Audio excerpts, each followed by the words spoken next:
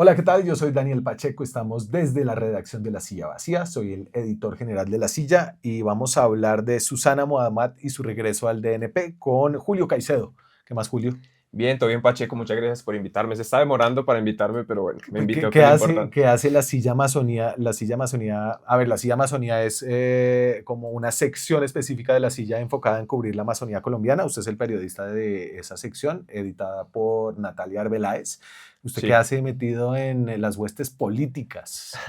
Bueno, pues la silla Amazonía es una apuesta de la silla como por darle la importancia que se merece esta región de Colombia, que es casi la mitad de Colombia y que tiene una importancia ambiental estratégica como para el futuro, no solamente de Colombia, sino del resto del mundo. Y pues tiene que ver con política porque tiene que ver en buena medida con la plata que se va para la Amazonía, los proyectos, sí, los diferentes proyectos políticos y gubernamentales que se operan en la Amazonía. En este caso, pues Susana Muhammad, como ministra de Ambiente, como exministra de Sí. Ambiente, fue una de las protagonistas en la región, y ahora pues que va a estar en planeación seguramente va a mantener esa prioridad. Entonces, por eso es que estamos hablando hoy de política. Y entonces esta fue una nota y una reportería que hicieron con Edgar Quintero que cubre presidencia, que veo que no la firmaron porque metimos mano muchos, Sí, entonces... ahí de todo. Natalia, la editora, Edgar de Presidencia, usted, yo. Entonces, como que fuimos tantos que mejor lo dejamos sin firma. Entonces Petro deja en manos de Muhammad el legado de su gobierno. Hablemos del regreso de Susana Muhammad. Entonces, ella salió del Ministerio de Ambiente en medio de esa pelea con Armando Benedetti, etcétera, etcétera. Nosotros habíamos contado que todo apuntaba a su regreso hace más de un mes y yo he andado muy preocupado este mes porque nada que vuelve, pero dijo lo siguiente en una entrevista que hizo con la revista Cambio. Mañana vamos a hacer oficialmente ese anuncio exactamente qué va a pasar, pero lo que quiero decir es que está precedido de reflexiones políticas y reflexiones sobre el país muy intensas, incluyendo con el presidente Gustavo Petro, y también obviamente al interior de los diferentes sectores del pacto y de la lógica de evaluación de hacia dónde va el cambio y debe ser nuestra forma de trabajo conjunto y los roles que debemos desde diferentes lugares trabajar. Y entonces ahí, pues como que pone todos los pies en su llegada de regreso al DNP, que sigo un poquito nervioso, Julio, porque no se ha dado, ¿no? Todavía no han publicado la hoja de vida.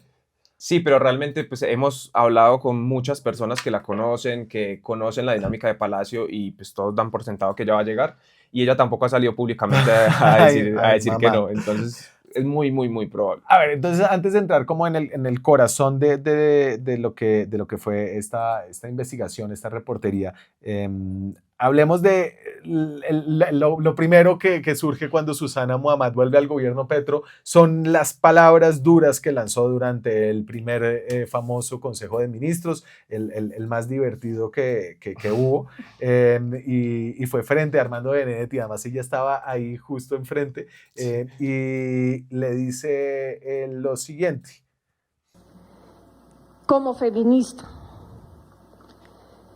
y como mujer, yo no me puedo sentar en esta mesa de gabinete de nuestro proyecto progresista con Armando Benedetti. Y yo no soy la que voy a renunciar, presidente.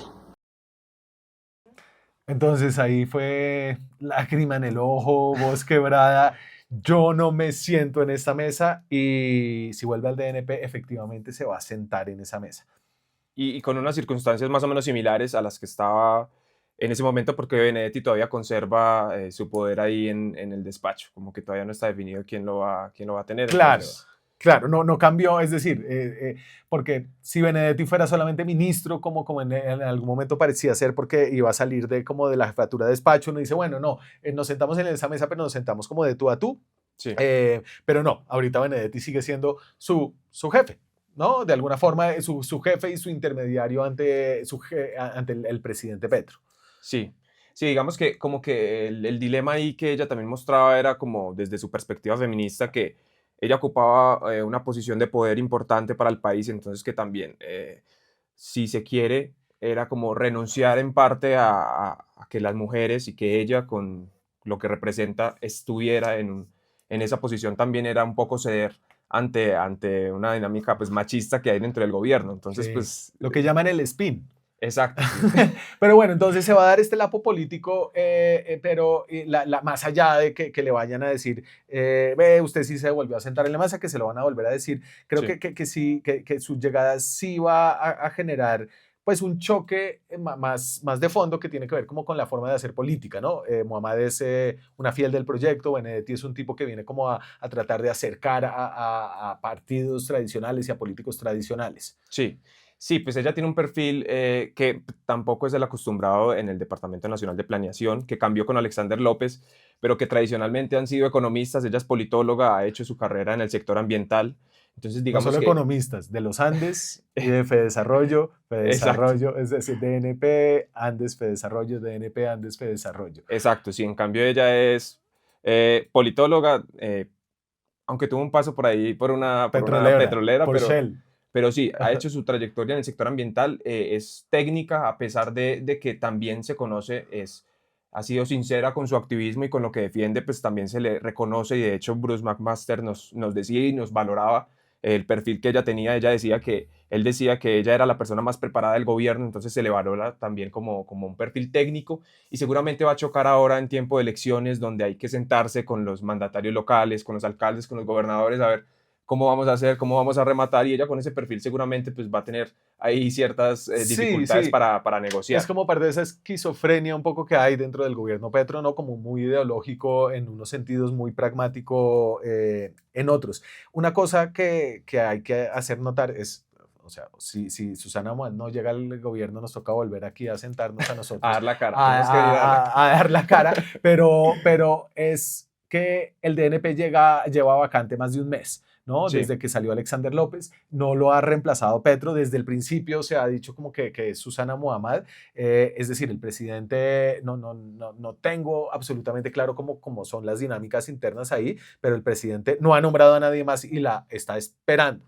sí, lo que nos dijeron las fuentes de Palacio es que Petro siempre ha querido que Muhammad asuma planeación y la ha esperado el tiempo necesario. Le ha insistido, ha esperado que se defina, porque como comentábamos ahora no es una decisión fácil para ella después de lo que pasó y de las circunstancias en que llega al gobierno, pero parece que finalmente pues se va a dar. Pero sí, eso demuestra por un lado como que a Petro le interesa bastante conservar lo que representa ella Sí, dentro de su gabinete. ellos han trabajado juntos desde hace mucho tiempo. Susana Muhammad fue secretaria de Ambiente en Bogotá durante la alcaldía Petro, pues siendo mucho más joven. Después fue concejal de Bogotá Sí. y siempre ha sido como una política infructuosa en sus aventuras electorales, pero como funcionaria ha funcionado bien. Eh, ¿Por qué decimos que Susana Muhammad como Petro pone su legado en Susana Muhammad? ¿Qué tiene el DNP? ¿Qué tiene ella? Y que nos hace pensar que ese legado va a estar en manos de ella. Bueno, pues lo que hemos contado en la silla es que de alguna manera Susana ha sabido interpretar como la mirada ambiental que tiene Petro, que es una lucha frontal contra los combustibles fósiles, contra las industrias extractivas por un lado, y por el otro lado, el posicionamiento de Colombia en este debate global que hay alrededor del cambio climático y la biodiversidad. Entonces ella le va bien, se desenvuelve bien en escenarios como las COP, lideró la COP 16, ha ganado cierta notoriedad. Entonces, de alguna manera puede saber interpretar el legado ambiental, que puede ser uno de los más importantes que deje este gobierno, por un lado. Por el otro, hay una coyuntura particular, y es que en este capítulo del Consejo de Ministros, Petro presentó sus prioridades, los proyectos por los que va a apostar para su remate de gobierno, e incluso habló de las vigencias futuras, que ha sido una batalla que se ha dado Petro, que ha criticado que se van a las carreteras. Pues él ya tiene como sus 10 proyectos que va a priorizar. Entonces le va a ir Sí, instalación masiva de paneles solares, suministro de agua potable en regiones pobres, exacto. apertura del Hospital San Juan de Dios, mejoramiento de puestos de salud, expansión de redes fibra óptica, revitalización de la selva amazónica, nuevas sedes universitarias y jardines infantiles, electrificación del transporte público y recuperación de la red ferroviaria. Entonces el Sí, DNP tiene un rol importante en determinar vigencias futuras que se tienen que hacer a través de un documento que se llama un COMPES, sí. en donde el DNP es como un gran coordinador de esos ministerios. Entonces ella puede un poco asegurar esa plata, que una vigencia futura es como obligar a los próximos a gastarse plata en unos proyectos que a uno le gustan hoy, que es de lo que Exacto. se ha quejado Petro con las carreteras hasta ahora. Y vemos que varios de esos proyectos le apuntan a esa mirada ambiental del presidente, la transición energética, la revitalización de la Amazonía, el tema de la electrificación del transporte público. Entonces puede ser como como, bueno, usted que sabe lo que yo quiero, pues entonces ayúdeme a terminar de rematarlo, por un Claro. lado. Y hay otro tema importante y es que el plan de desarrollo, que es como la directriz del Departamento Nacional de Planeación, define una idea que es el ordenamiento territorial alrededor del agua, que es una mirada, nosotros le ponemos como los lentes verdes, que no mira al sector ambiental como uno en sí solo, Sí. sino como un eje transversal. Entonces, como, de nuevo, ella puede ser como la persona que dinamice en las diferentes carteras esa mirada ambiental. Que choca mucho con las visiones de desarrollo distintas, ¿no? Sí. En donde, y eso creo que lo podemos aterrizar, por ejemplo, en Bogotá. Entonces, ella en Bogotá tiene y ejerció, digamos que el músculo de la Agencia Nacional de Licencias Ambientales, que dependía del Ministerio de Ambiente, como ejerció ese músculo regulatorio sobre unos proyectos de Bogotá que a ellos no les gustan, que es ampliar la autopista norte, elevarla un poco. Esa autopista pasa por unos humedales. Eso un poco podría pasar cuando ella llegue al DNP.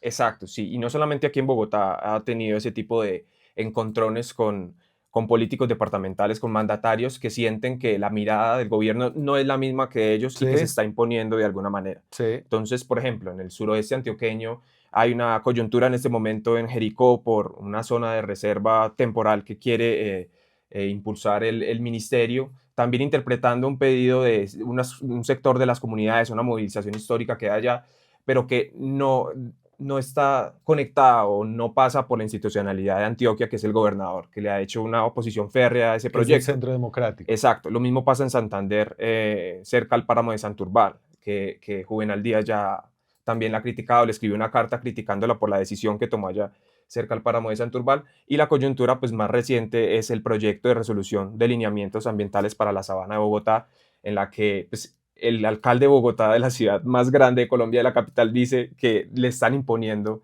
desde el gobierno central una Claro, mirada. que sería muy paradójico como que Susana ejerciera una visión tan centralista con un lente verde, pero el lente verde no le quita un poco la determinación desde Bogotá de qué es lo que tienen ustedes que hacer allá, en este caso para cuidar el medio ambiente, ¿no? Sí. Y que desde el DNP, que maneja los presupuestos de regalías regionales, puede ser como la receta para pues choques en muchos lugares. Sí, ella se va a tener que sentar con los que antes se sentaba pero a discutir. Ahora se tienen que sentar a acordar o no sé si definitivamente no va a haber algún tipo de, de acuerdo para el final de gobierno por parte del gobierno nacional y esas regiones, sobre todo las que están más posicionadas al otro lado del espectro político Sí. que Gustavo Petro. Y ahí puede haber como, no es una triada, es como un cuadrado de funcionarias, todas mujeres de Petro interesantes, un poco de un perfil similar.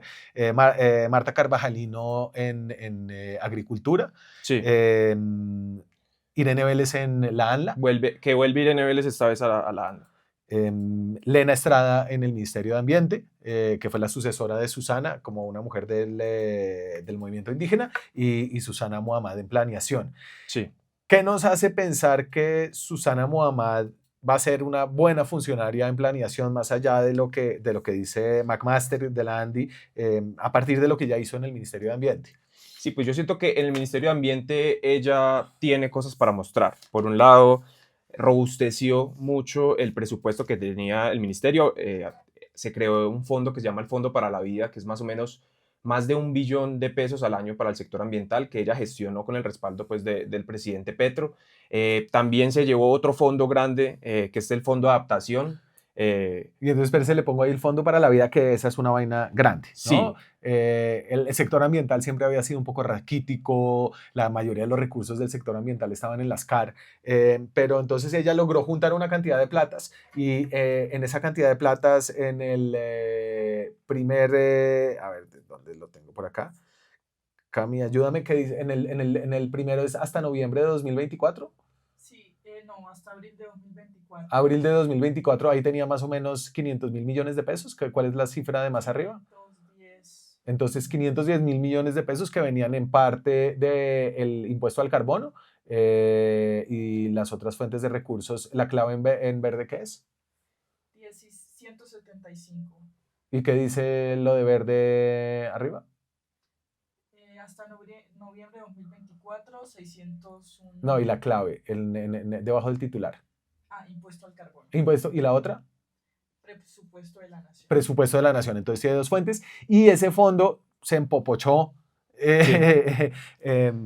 No sé si eso es una palabra. Pero lo entendimos, lo entendimos.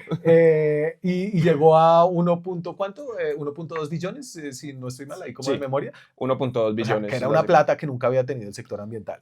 Que la mayoría de esa plata, o al menos buena parte, que son más o menos 500.000 millones, van para la Amazonía en esta lógica que también Claro. conversábamos. Y ahí hay un Entonces, golazo y es conectar el impuesto al carbono al fondo, ¿no? Pues porque el impuesto sí, al carbono se sigue cobrando, y entonces es un fondo pues que tiene la capacidad de hacer planeaciones multianuales. exacto. Y con la particularidad de que no se rige bajo la ley 80, o sea, no tiene que cumplir las normas estándares que las entidades públicas tienen que cumplir cuando salen a contratar, entonces tiene la ejecución más fácil. Que Ahí eso, sí nos gusta, ¿no? Cuando es para el ambiente, sí nos gusta. Si fuera Alex Char con un fondo mixto. no, eso tiene sus retos en cuestión de transparencia, Sí, señor. pero a la hora de ejecutar sí da unas ventajas. Además hizo la COP. La voy a poner aquí con Ernesto Pérez, el frailejón. ¿Cómo estás? Tu amigo Fraile. Bueno, frailejón, ¿y vamos entonces a trabajar juntos? Mira, un retrato que te hicieron.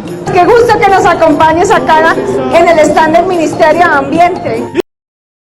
El champú, bueno, se dio un champús, porque era bayuno. La COP salió muy bien, ¿no? Sí.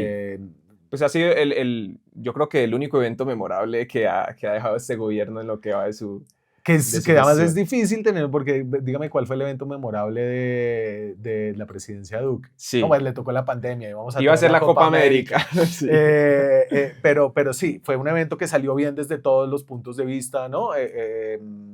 Hubo algunas decisiones importantes, no era pero no pasó nada grave, la gente en Cali la pasó muy bien.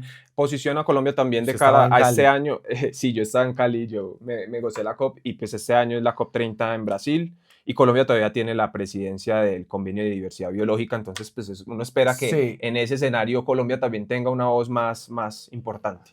Ella también, lo contaba un perfil de Muhammad que hizo la silla, ella se demora, ¿no? Es una Sí. mujer muy meticulosa. Le gusta leer todo, no delega tanto, como que todo el tiempo quiere estar al tanto de lo que pasa.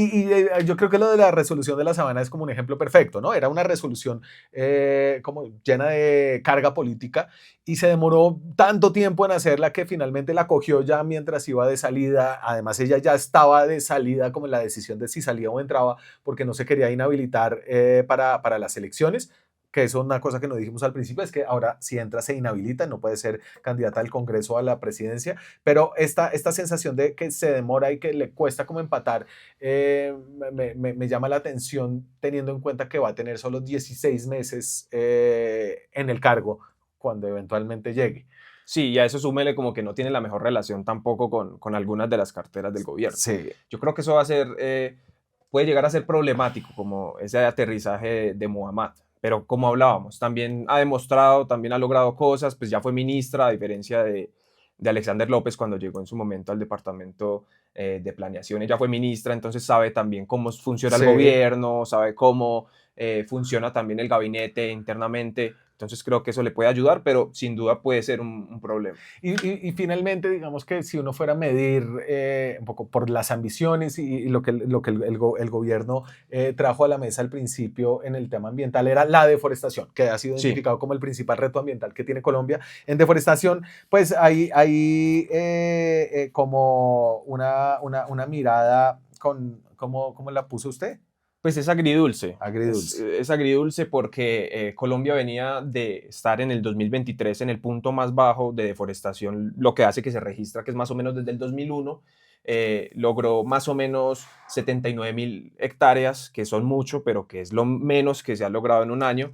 Y para el año pasado, 2024, la deforestación subió, según las estimaciones, en un 35%. Entonces, lo que muestra esa gráfica como la barra total es el número de hectáreas deforestadas desde 2013. La parte gris es lo deforestado por fuera de la Amazonía y la parte verde lo que está deforestado en la Amazonía. Entonces, Petro llega, digamos, 2022, eso es entre Duque y Petro, ¿no? Sí. Entonces ahí viene en caída la tendencia, se mantiene en caída hasta la cifra más baja desde 2001 que se mide. Sí, desde el ¿No? 2001. Y uno si dice, no estoy mal. pucha, esto está funcionando muy bien, y el repunte de 2024 pues trae como otra tendencia que lo que muestra.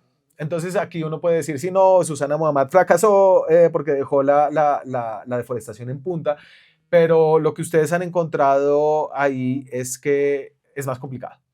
Sí, ahí tiene que ver mucho el tema del conflicto armado y los actores armados, sobre todo en este nuevo capítulo del conflicto, que, Sí. por ejemplo, nosotros hemos contado cómo esta facción de las disidencias de alias Calarcá utiliza la deforestación como una moneda de cambio también cuando se sienta con el gobierno, y lo mismo hace Mordisco. Entonces, como Sí. que el medio ambiente y la deforestación sobre todo se está volviendo eso, como, bueno, estamos en cese al fuego, bueno, entonces vamos a parar la deforestación, o bueno, no me van a conceder, entonces... a ver, Claro, muchachos. un problema de gobernanza que difícilmente se puede achacar a Muhammad, pero ella sí ha gastado mucha plata en la Amazonía. Bastante, sí. Que ahí está el como contrafáctico. Si no se hubiera gastado esa plata, ¿habría más deforestación o no? Exacto, sí. Pues hay unos temas de núcleos de desarrollo forestal, que es donde ella Sí. le ha dado prioridad, que se trata como de convencer a los campesinos a través de proyectos productivos, a través de recursos, para que cuiden los bosques, pero sin duda creo que el problema grande son los grupos armados y la voluntad de esos grupos armados por no deforestar, porque por ejemplo la misma ministra se ha quejado de que en lugares donde hay negociaciones y mesas de negociación y ceses al fuego vigentes, muchas veces los funcionarios de parques nacionales o de las corporaciones autónomas no pueden entrar. Entonces, como que no se ha visto realmente un interés de los grupos armados por comprometerse con ese tema. Cuando llegue al DNP, Esperamos que sea Susana... pronto. Sí. Si no, pues lo tengo comprometido aquí. No sé qué tipo de video hacemos. Un video de No, pues revisión de nuestras fuentes. toca invitarla a ella y preguntarle Susana llega al DNP y se echa al hombro el legado del gobierno de Gustavo Petro. Julio Caicedo cubre la silla Amazonía. Yo soy Daniel Pacheco, soy el editor general. Si les gustan estos videos, suscríbanse, activen la campanita y les dejo la descripción de la nota, el link de la nota en la descripción. Chao, gracias.